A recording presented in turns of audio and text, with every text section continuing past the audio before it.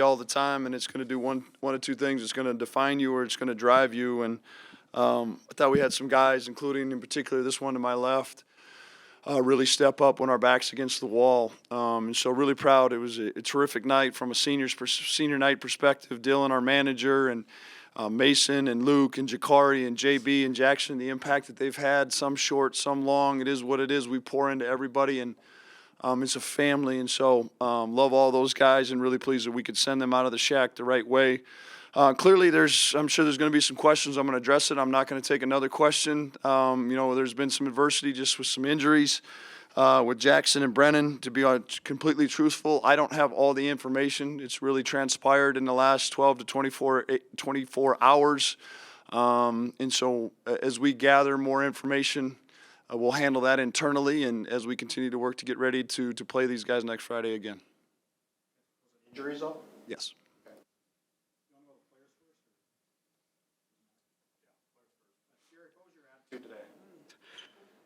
Coming into the game, I just knew that a couple of the guys were hurt, and I was gonna get a couple more minutes, and I just try to create a spark off the bench, and I take a big pride in that. Can you just talk about your last game at the Shack, kind of the atmosphere that was within the building there in that last part of the game? I mean, I feel like, it was great. That being my last game. I don't want to get emotional or anything, but it means a lot. I spent 3 years here, battling through adversity and a lot of other things, and everybody poured their love into me, and I just use that on the court, and it really means a lot to me. So.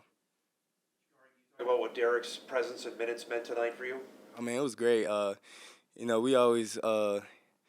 It's fun seeing other guys that didn't really get as much minutes before and now, and then taking advantage of their opportunities, and it's exciting, and it feels good for us as a team, and we just got to keep that going and carry that into the tournament.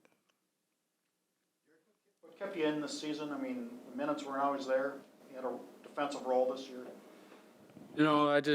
Coach always tells me to be ready, and I always know that I have a feeling that I'm going to get in down the stretch to try to get a stop, and that's how I take a big pride in my defense. So knowing that I'm going to get in down the stretch, I mean, with the injuries today, I was going to get a couple more minutes, and I just try to take a big pride in it. Look at the score. It just sort of happened as it came. Just comes.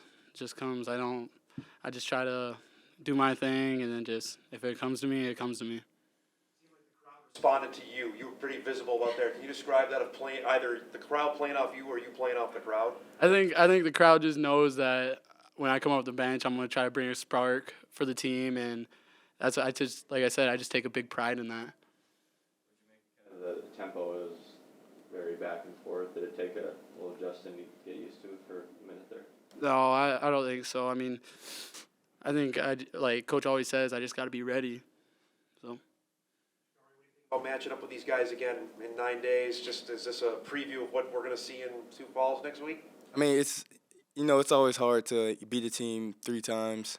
So, I mean, they're not going to give in, and we can't give in to what they're going to, look forward to. So we just got to be prepared, and knowing that's probably not going to be our last game. So we got to go in with that mindset. Meaningless in the standings, but that's about the only time it was meaningless. What did you say about your effort today? I was very proud of our effort. I really was, and I was joked with the guys. I got a call from the Naismith Hall of Fame that they want that game already, which is, I don't know if some of them know what that is, but it wasn't pretty. It wasn't. I thought we missed a lot of point blankers, but from that standpoint, that's something that we should be able to control no matter who's out there. But in the same sense as, we've played through Jackson, so much at the top of the key with all those things, and to have him out, you could tell we were just trying to get our footing a little bit. And very pleased too. We talked on Monday about literally and figuratively rebounding. Rebounding from an emotional loss on Saturday, and what cost us that emotional loss was us being able to rebound. And so, a lot of smaller lineups for us today. It wasn't an excuse. We still won the Glass by 10. Basically, over the last 24 hours, you've had to figure out you were going to be without Jackson and Brennan then for Correct. tonight? Yep, correct.